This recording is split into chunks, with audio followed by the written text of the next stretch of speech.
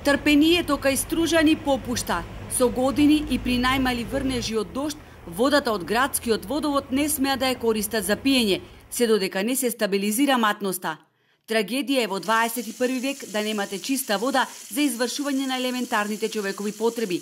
Водата не е стока за широка потрошувачка, туку основно човеково право. Не е ли срамота да молиме за вода која патем ја плаќаме скапо, пишуваат Стружани на социјалните мрежи.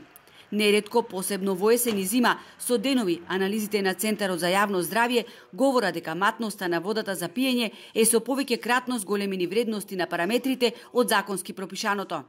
Олку долго да еден ист проблем тлее и постојано се провлекува со години назад, јас сум само 20 и кусур години овде, истото го зборуваме постојано, секоја година, алармираме, апелираме.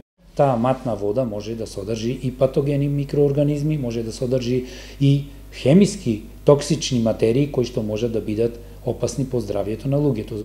Матната вода преку водоводните цевки се дистрибуира до корисниците. Таа е здравствено небезбедна прво заради тоа што матноста доаѓа од земјата, од самото дно и подлога од која се направени каптажите кај самите изворишта, објаснува Точков. Ние, вели тој, редовно ги информираме инспекцијските служби и предпријатија веднаш да воведат забрана за пиење, кога анализите се лоши.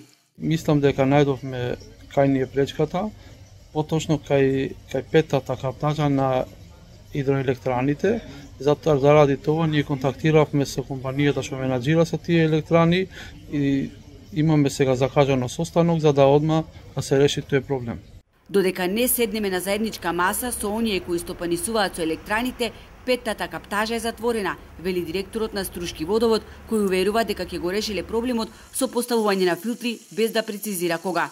Остануваат препораките на надлежните, граѓаните да бидат предпазливи и доколку видат и најмало заматување, да не ја пијат водата од градскиот водовод.